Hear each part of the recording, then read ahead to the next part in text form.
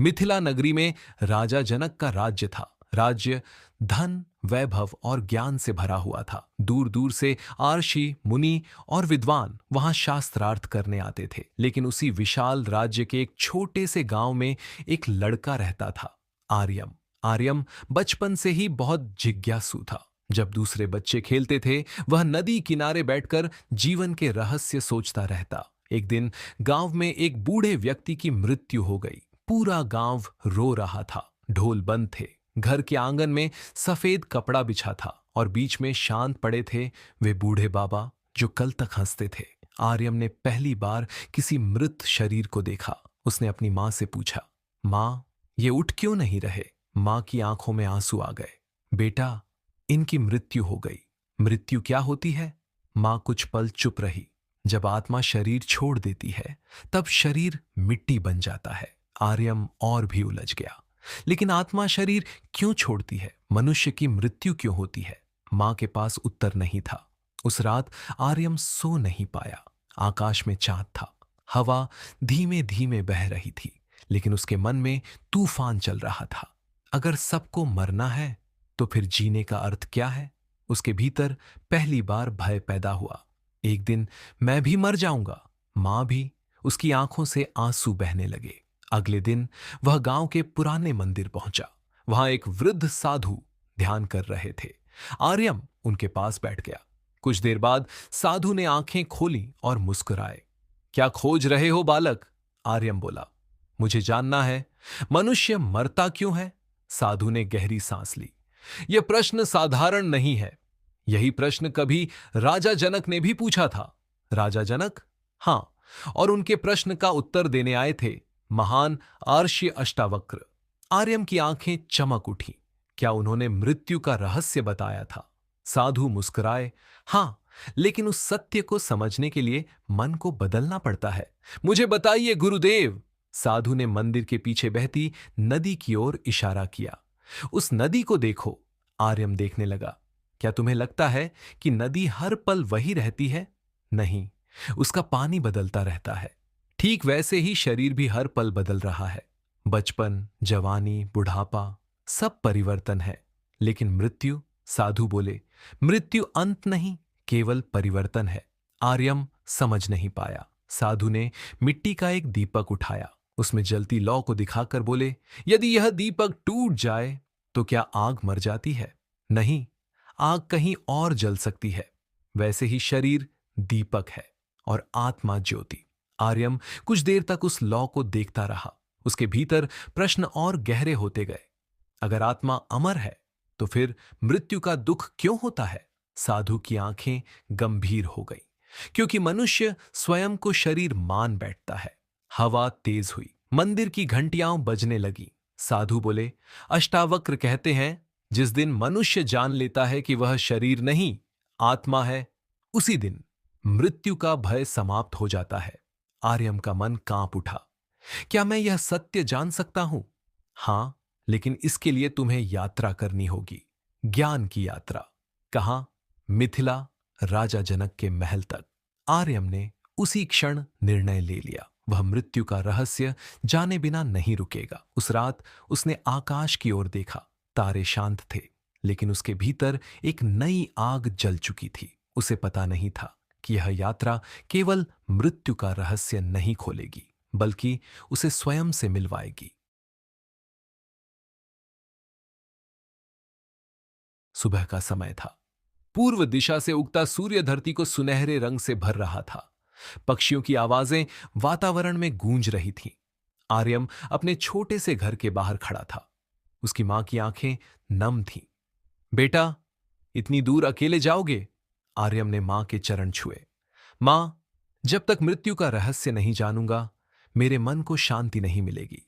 मां ने उसके सिर पर हाथ रखा। सत्य की राह कठिन होती है बेटा, लेकिन जो सत्य खोज लेता है, उसे संसार डरा नहीं सकता। आर्यम मुस्कराया और मिथिला की ओर चल पड़ा। रास्ता लंबा था। घने जंगल, सूखी पगडंडियां, कहीं नदी, कहीं पहाड़। चलते चलते शाम हो गई। आर्यम एक वृक्ष के नीचे बैठ गया। उसी समय उसने देखा, एक बूढ़ा व्यक्ति भारी लकड़ियां उठाए जा रहा था। उसका शरीर कांप रहा था, सांसें तेज चल रही थीं। अचानक वह गिर पड़ा। आर्यम दौड़कर उसके पास पहुंचा। बाबा, आप ठीक हैं? बूढ़े ने मुश्किल से आंखें खोली। बेटा, जीवन भर धन कमाया, घर बनाया, पर आज शरीर साथ नहीं दे रहा। कुछ क्षण बाद उसकी सांसें रुक गईं। आर्यम स्तब्ध रह गया। वह पहली बार किसी को अपने सामने मरते देख रहा था। उसके मन में तूफान उठने लगा। अगर अंत यही है तो लोग इतना संग्रह क्यों करते हैं? रात गहरी होती गई। तभी पीछे से एक शांत आवाज आई, क्योंकि मनुष्य भूल गया है कि वह यात्री है। आर्यम ने पीछे मुड़कर देखा। एक सन्यासी खड़े थे। उनकी आंखों में अद्भुत शांति थी। गुरुदेव, क्या सभी लोग मृत्यु से डरते हैं? सन्यासी मुस्कुराए। जो स्वयं को शरीर मानते हैं वे मृत्यु से डरते हैं। जो स्वयं को आत्मा जान लेते हैं उनके लिए मृत्यु केवल वस्त्र बदलने जैसी है। आर्यम ध्यान से सुन रहा था। सन्यासी बोले, संसार में दो प्रकार के लोग होते हैं। एक वे जो शरीर के लिए जीते हैं, दूसरे वे जो आत्मा को जानने के लिए जीते हैं। और अष्टावक्र, वे उन महान आत्माओं में थे जिन्होंने मृत्यु को भ्रम कहा। आर्यम की आंखें फैल गईं। भ्रम? हां, जिसका जन्म हुआ है वह शरीर है, लेकिन आत्मा कभी जन्म नहीं लेती तो मरती भी नहीं।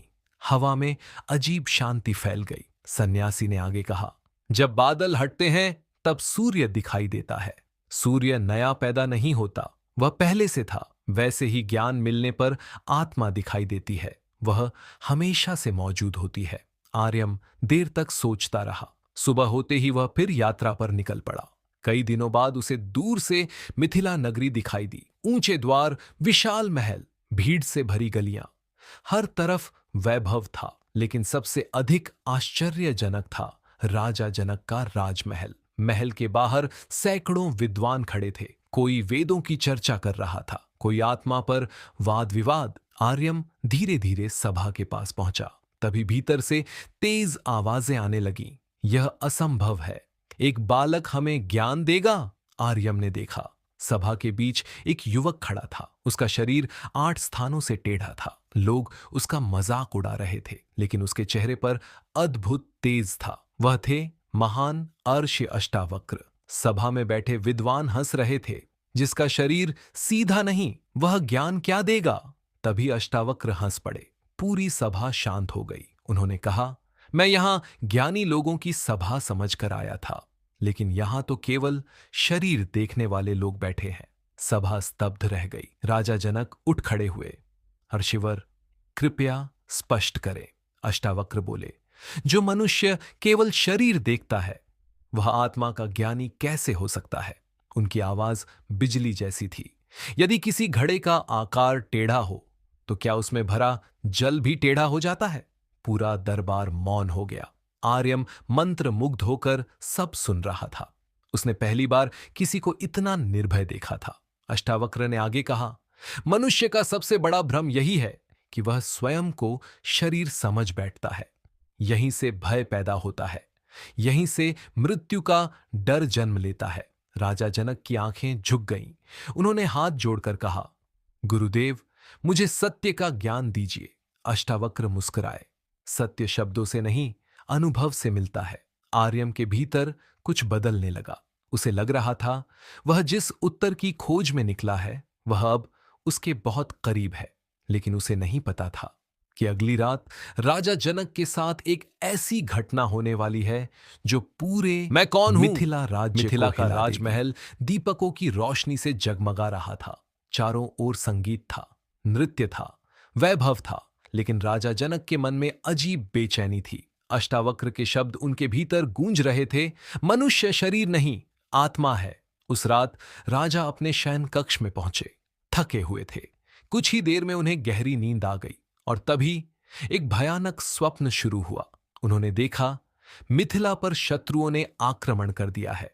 महल जल रहे हैं, लोग भाग रहे हैं, चारों ओर चीख पुकार मची हुई है। राजा जनक युद्ध करते हैं लेकिन हार जाते हैं। उनका राज्य छिन जाता है। फटे वस्त्रों में वे जंगल जंगल भटकने लगते हैं। कई दिनों तक उन्हें भोजन नहीं मिलता। भूख से उनका शरीर कांपने लगता है। आखिर एक दिन उन्हें कहीं खिचड़ी का एक कटोरा मिलता है। जैसे ही वे खाने बैठते हैं, आकाश से एक चील झपट्टा मारती है। कटोरा नीचे गिर जाता है। सारी खिचड़ी मिट्टी में मिल जाती है। राजा जनक जोर से रो पड़ते हैं। अब मैं क्या करूं?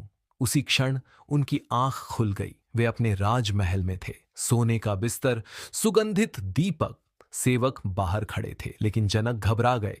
वे बार बार खुद से पूछने लगे, सत्य क्या है? वह दुखी भिखारी या ये राजा?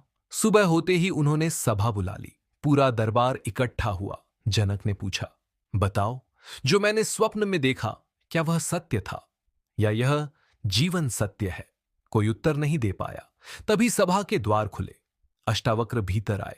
उनके आते ही वातावरण शांत हो गया। राजा जनक तुरंत सिंहासन से उतरकर उनके चरणों में झुक गए। गुरुदेव, मेरे मन में भयंकर उलझन है, कृपया मेरा मार्गदर्शन कीजिए। अष्टावक्र शांत स्वर में बोले, राजन, न वह स्वप्न सत्य था, न यह संसार पूर्ण सत्य है। सभा चौंक उठी। जनक ने पूछा, तो फिर सत्य क्या है? अष्टावक्र की आंखें चमक उठी। उन्होंने कहा, जो दोनों अवस्थाओं को देख रहा था वही सत्य है। सभा में सन्नाटा छा गया। राजा जनक ध्यान से सुनने लगे। अष्टावक्र बोले, स्वप्न में तुम भिखारी बने, जागने पर राजा बन गए, लेकिन दोनों अवस्थाओं को जानने वाला कौन था? जनक धीरे से बोले, मैं आत्मा है, जो न राजा बनती है, न भिखारी, न जन्म लेती है, न मरती है। आर्यम का हृदय तेजी से धड़कने लगा। उसे लग रहा था मानो उसके भीतर कोई दरवाजा खुल रहा है। अष्टावक्र आगे बोले, मनुष्य मृत्यु से इसलिए डरता है क्योंकि वह स्वयं को शरीर मानता है। जब शरीर बदलता है तो उसे लगता है कि मैं समाप्त हो जाऊंगा, लेकिन सत्य यह है, समाप्त शरीर होता है, आत्मा नहीं। राजा जनक की आंखों से आंसू बहने लगे। गुरुदेव, यदि आत्मा अमर है तो फिर संसार इतना दुखी क्यों है? अष्टावक्र मुस्कुराए, क्योंकि लोग बाहर खोजते हैं, स्वयं को नहीं। उन्होंने सभा के बीच रखा एक दर्पण उठाया। यदि दर्पण पर धूल जम जाए तो चेहरा दिखाई नहीं देता। क्या चेहरा मिट जाता है? नहीं।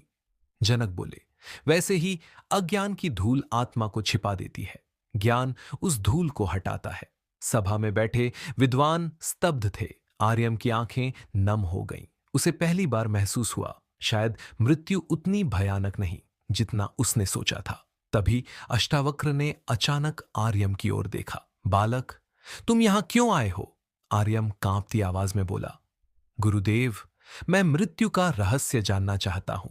अष्टावक्र कुछ पल उसे देखते रहे, फिर बोले, क्या तुम सत्य सहन कर पाओगे? हां गुरुदेव, अष्टावक्र ने कहा। तब तुम्हें अपने सबसे बड़े भय का सामना करना होगा। सभा में सन्नाटा छा गया। कल रात तुम श्मशान जाओगे। आर्यम डर गया। श्मशान?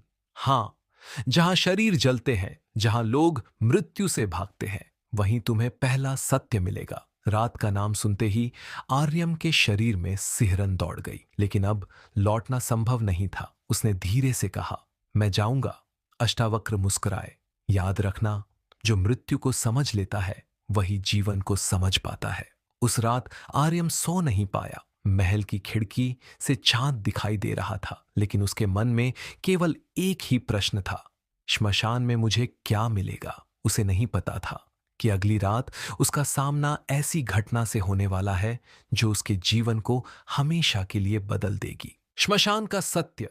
रात बहुत गहरी थी। आकाश में बादल छाए हुए थे। ठंडी हवा पेड़ों को हिला रही थी। मिथिला नगर से दूर नदी किनारे एक विशाल श्मशान था। वहीं पहुंचा था आर्यम। उसके हाथ कांप रहे थे, दिल तेजी से धड़क रहा था। चारों ओर अजीब सन्नाटा था। अचानक दूर से आवाज आई, राम नाम सत्य है। कुछ लोग एक शव लेकर आ रहे थे। धीरे धीरे वे चिता के पास पहुंचे। लकड़ियां सजाई गईं और फिर आग लगा दी गई। कुछ ही क्षणों में लपटें आसमान छूने लगी। आर्यम भय से कांप उठा। क्या एक दिन मेरा शरीर भी ऐसे ही जल जाएगा? उसकी आंखों में डर भर गया। वह पीछे हटने लगा। तभी अंधेरे से आवाज आई, डर रहे हो?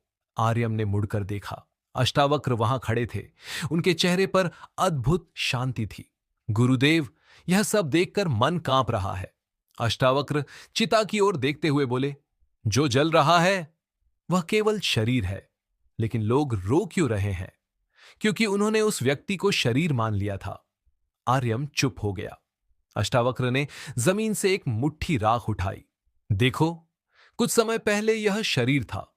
लोग इसे मैं कहते थे। आज यही राख बन गया। हवा तेज चली, राख उड़कर अंधेरे में खो गई। अष्टावक्र बोले, जिसे तुम मेरा शरीर कहते हो वह प्रकृति से बना है और एक दिन प्रकृति में लौट जाता है। आर्यम ने कांपती आवाज में पूछा, तो क्या मृत्यु के बाद सब समाप्त हो जाता है? अष्टावक्र मुस्कुराए। यदि सब समाप्त हो जाता तो जन्म कहां से आता? आर्यम स्तब्ध रह गया। अष्टावक्र ने नदी की ओर इशारा किया। उस जल को देखो, बादल बनता है, बारिश बनता है, नदी बनता है, समुद्र बनता है, रूप बदलते हैं, लेकिन जल समाप्त नहीं होता। कुछ क्षण रुक कर वे बोले, वैसे ही आत्मा शरीर बदलती है, समाप्त नहीं होती। आर्यम ध्यान से सुन रहा था। तभी पास वाली चिता से जोर की आवाज आई। लकड़ियां टूट कर गिर गई। आर्यम डरकर पीछे हट गया।